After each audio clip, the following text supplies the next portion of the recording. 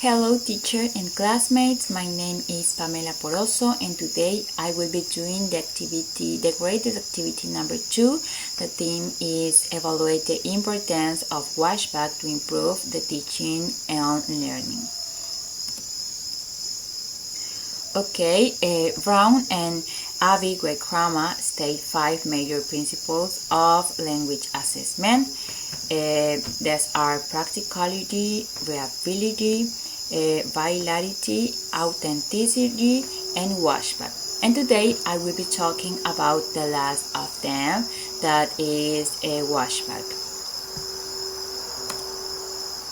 Okay, what is a washback? Washback refers to the effect that a language tests have on teaching and learning. In other words, washback describes how tests affect the way that teachers teach and the students learn. The washback have two different ways, the positive washback and the negative washback. The positive washback is when tests promote the teaching practice that improve actual language skills. For example, the IELTS exam or the TOEFL exam.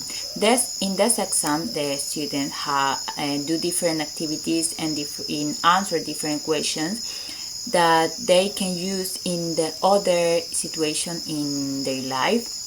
They can use this activity in other ways in her life, in a daily life, or in other days. Not only study for this exam and not use in other situation. They study for the exam, but these activities, their knowledge, they can use in other ways in their daily life.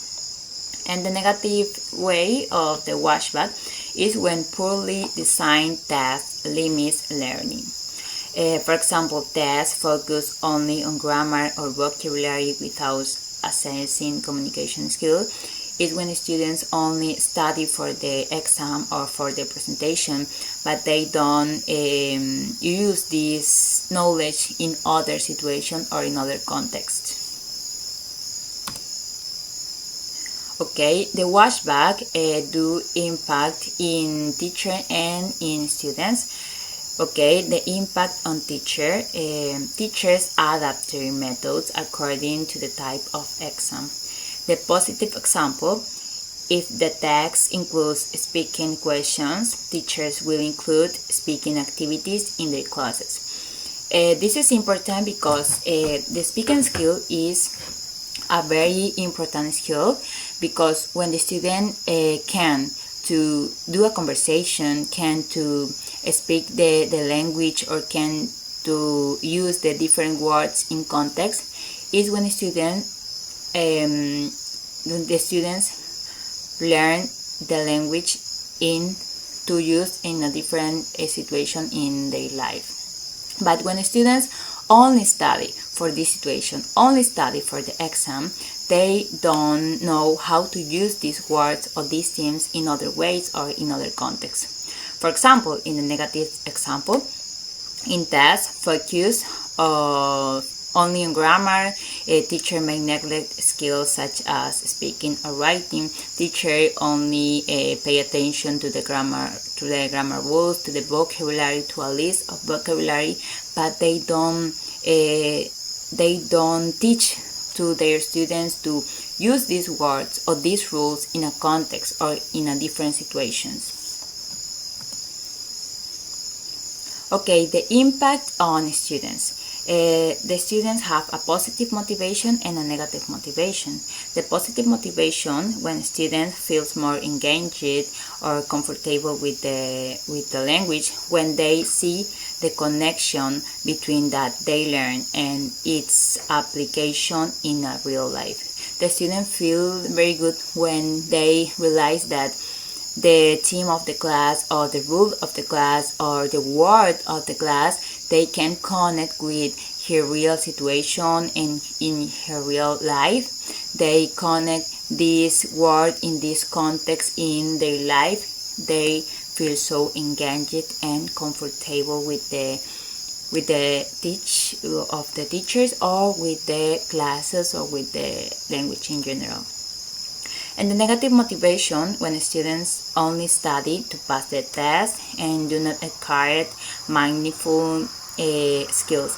The students only study for this occasion, for this activity, for this presentation, but they don't use this in context, and they don't know how to use that because they only study for the situation to pass the exam or the test. The positive example is when students who practice speaking English because they know it will be based on an exam. The student study this theme, but not only for this exam. She studied because she or he want to learn this language, but in the exam they don't worry about this because they study all the days to use this word, this rule, or this theme in different situations, not only for the exam. The negative example when students who memorize vocabulary lists without understanding how to use them. The student can memorize for this occasion, for this exam, but it is difficult because there are words that the meaning is different related to the context. And when a student study this word of the list with his principal meaning, they don't know how to use in different contexts because they only know the principal meaning, but they don't know what to use this word in other situation or in other context. In conclusion, Washback is a powerful tool that can influence the quality of teaching and learning. Designing tests aligned with educational objectives generates positive Washback, but the teacher can be cautelous to do the positive Washback and not the negative Washback. It is critical to avoid test designs that encourage mechanical learning. And there is a phrase that says, effective test design improve not only student learning outcomes, but also teaching practice, fostering a more meaningful educational experience. Okay, and those are the reference. Thank you, teacher and classmate. Bye.